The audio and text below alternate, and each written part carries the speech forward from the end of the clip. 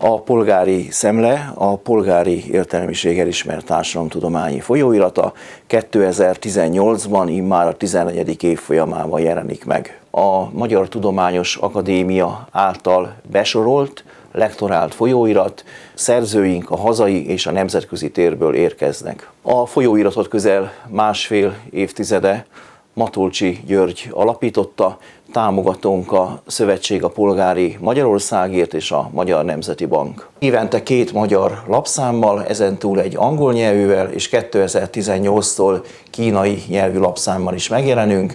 A terjedelem az 400 oldalas, és a példányszám pedig mindegyik lapszám esetében 4000 példány. Államtudományi, gazdaságpolitikai, társadalompolitikai és történelemtudományi témákban közlünk írásokat. A Polgári Szemle megtalálható minden hazai és nemzetközi jelentősebb könyvtárban. A támogatóink jóvoltából ingyenesen tudunk példányokat biztosítani, és azt gondoljuk, hogy érdemes Polgári Szemlét olvasni.